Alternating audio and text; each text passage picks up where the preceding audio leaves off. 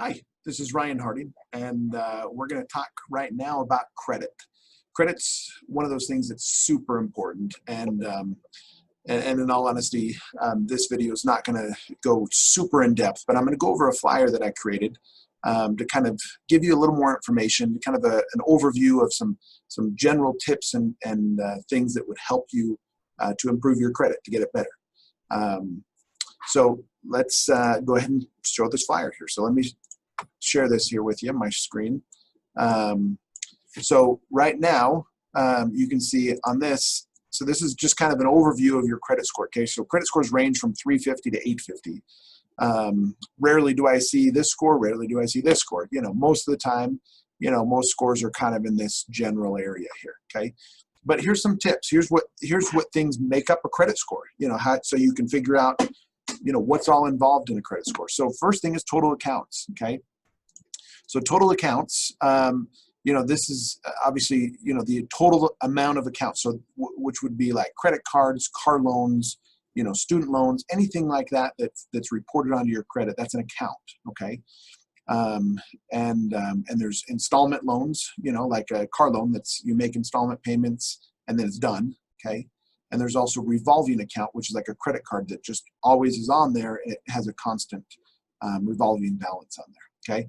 Anyhow, total accounts. So, you know, if you have 0 to 5, 6 to 12, obviously, you know, 22 plus gets you in the excellent range.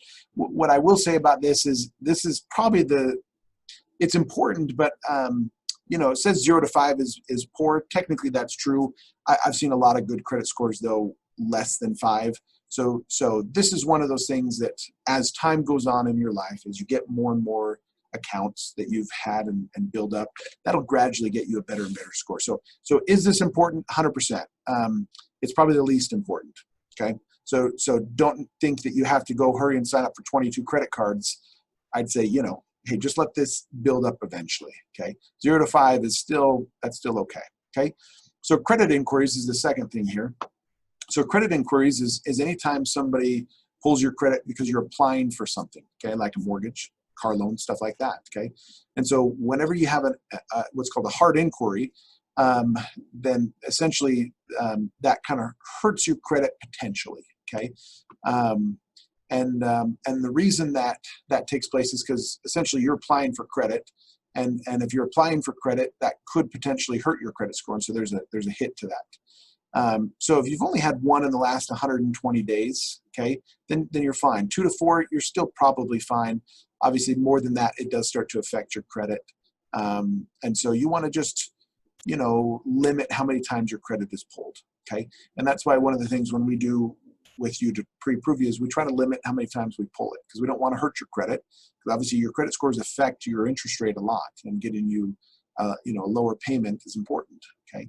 So derogatory marks, this one obviously, you know, that's the most commonly known, right? If you miss your payments, that's going to hurt your credit, right? If you had a bankruptcy, foreclosure, stuff like that, those things hurt your credit, okay? And makes things, makes your credit scores drop, okay? So derogatory marks, they typically last on there for about 7 years, okay?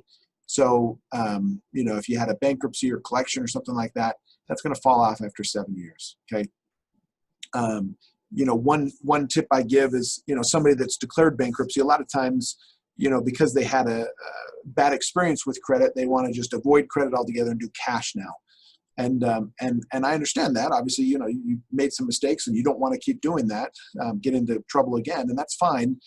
The only thing I would add to that is just that, you know, cash, the only problem with cash is there's no trustworthiness with that. We don't know, you know, you pay your bills and stuff like that, but there's nothing to prove that you've paid your bills, okay?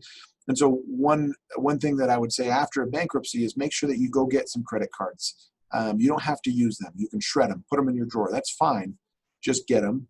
And then every month that'll show an on-time payment, okay, of 0, but on time. And that'll help your credit gradually.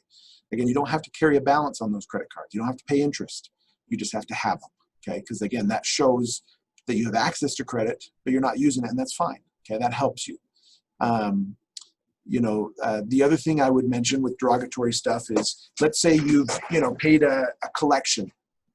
Let's say you've, you know, had some bad stuff on there and you paid a collection and they show paid on there now, but it's not gone.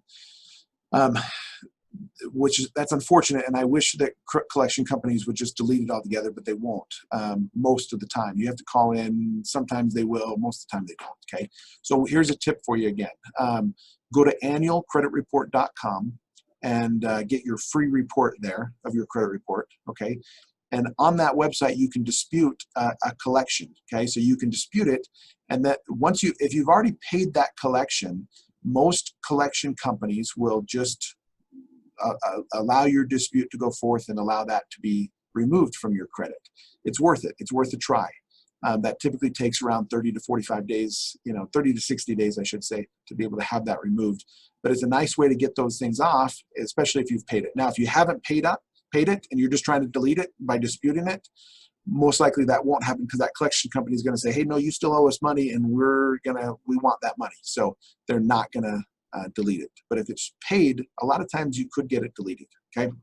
Enough of that about derogatory marks. Let's talk about credit card usage. So this is one of the fastest ways to hurt or help your credit. Okay, and that's credit card usage. So let me tell you what I mean by this. So for example, let's say you have a $10,000 limit on a credit card. Okay, and let's say that you're using $10,000. Okay, that means you're maxed out, and that means you're in the poor range because that's hurting your credit. Okay, you're showing that you're maxed out on your credit cards, and that's not great because if things go bad, you have no access to additional cash because you're already maxed out. Okay, so you want to keep those credit cards below 20%. Okay, if you can keep the balance below 20%, that'll help your credit scores immensely. Okay, now 20% of 10,000, that'd be $2,000, right? Now, what a lot of people do is they'll use their credit cards, and then as you get a balance on there, you're going to just pay it off on the next statement balance.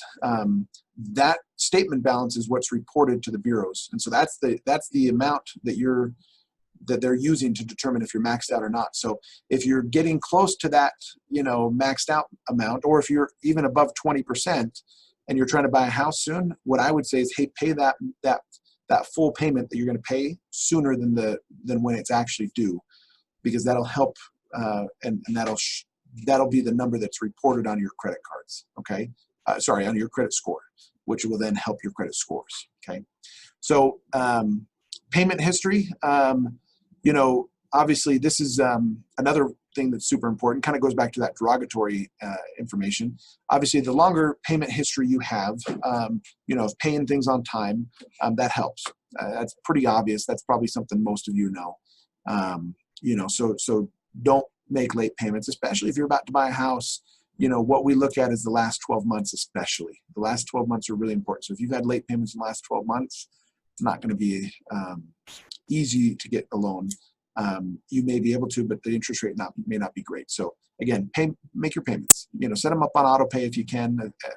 But make your payments. Last thing is age of credit. This is one of those things that's hard for young people because you're young, right? And so, personally, with my own kids, I plan to get them a credit card as soon as I can. Whether that's 16 or 18, get them one right away, because that starts that clock of creating credit history for them. Okay, and so that's one thing I plan to do as a parent. If you're a parent watching this, I think that's a great idea. Get them. They don't have to use it. They can just keep it locked away, not use it. Although my own parenting thing says, hey, let them use it. Let them, make mistakes with it, because ultimately mistakes in the home are the best place to make it, because once you're in the real world, those mistakes get harder. And anyhow, that's my little side note there. But I'd say age of credit is important. And so that you want to start that clock sooner rather than later. Okay. One little tip, or kind of a sneak around sometimes to get a credit score quicker, is if you don't have a credit score, add yourself to your parents' credit scores or credit cards as an authorized user. That will then allow you to kind of tap into that credit card that they have for a history, and that kind of gets your credit score a little bit sooner, because now you have 20 years of credit card history that really isn't yours, but kind of is, right? Because you're now an authorized user. So that's a little tip to get it quicker if you need to. But the best is, hey, get a credit card earlier in your life. Again, you don't have to use it. You can keep it in a drawer, but I'd say get one, because that'll help your credit.